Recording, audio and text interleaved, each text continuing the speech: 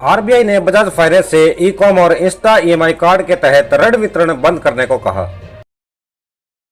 संपत्ति के हिसाब से भारत की सबसे बड़ी एनबीएफसी पर आरबीआई का प्रतिबंध केंद्रीय बैंक द्वारा ऋण देने में कदाचार को कम करने के उपायों की श्रृंखला में नवीनतम है और यह बजाज फाइनेंस के लिए सबसे बड़ा झटका है, जो एकमात्र शुद्ध गैर बैंक ऋणदाता है।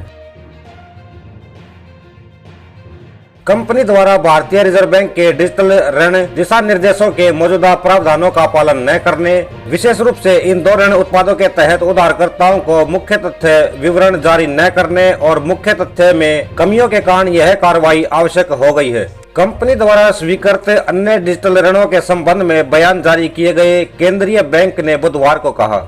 यह तुरंत ज्ञात नहीं था कि दो प्रतिबंधित उत्पाद बजाज फाइनेंस के बिक्री पोर्टफोलियो में कितना योगदान देते हैं। केंद्रीय बैंक की कार्रवाई के बाद एक बयान में बजाज फाइनेंस ने कहा कि वह आरबीआई द्वारा उठाई गई चिंताओं के आधार पर दो ऋण उत्पादों के तहत बुक किए गए ऋणों के लिए कुछ मुख्य तथ्य विवरण की समीक्षा करेगा और उपेक्षित सुधारात्मक कार्रवाई लागू करेगा। बजाज फाइनेंस ने कहा, हमें उम्मीद नहीं है कि इस कार्रवाई से कंपनी पर कोई महत्वपूर्ण वित्तीय प्रभाव पड़ेगा।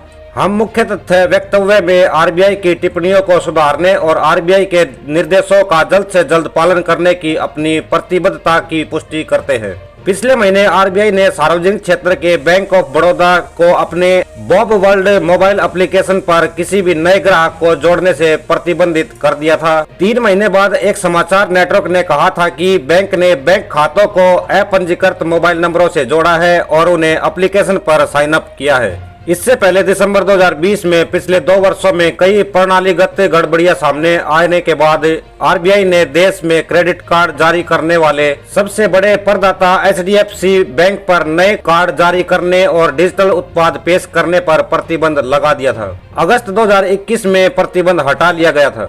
Master card, diners club, American express और पेटीएम पेमेंट बैंक को भी गैर अनुपालन या प्रणालीगत गड़बड़ियों के लिए नियमांकन जांच का सामना करना पड़ा था। केंद्रीय बैंक ने कहा कि बजाज फाइनेंस द्वारा आरबीआई की संतुष्टि के अनुसार कमियों को दूर करने के बाद की गई कार्रवाई की समीक्षा की जाएगी। बजाज फाइनेंस ने कहा, हम बताना चाहते हैं कि उपरोक्त दो ऋण उत्पादों के तहत बुक किए गए ऋणों के लिए मुख्य तथ्य विवरण जारी किए जा रहे हैं। हालांकि आरबीआई द्वारा उठाई गई चिंताओं के आधार पर हम केएफएस की विस्तृत समीक्षा करेंगे और आरबीआई की संतुष्टि के लिए जल्द से जल्द अपेक्षित सुधारात्मक कार्रवाई लागू करेंगे।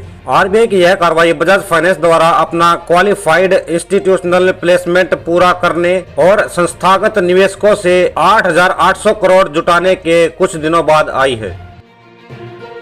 बजाज फाइनेंस से जुड़ी इस महत्वपूर्ण वीडियो में बस इतना ही। हम मिलते हैं फिर किसी नई वीडियो में नए टॉपिक के साथ। तब तक के लिए जय हिंद, जय भारत।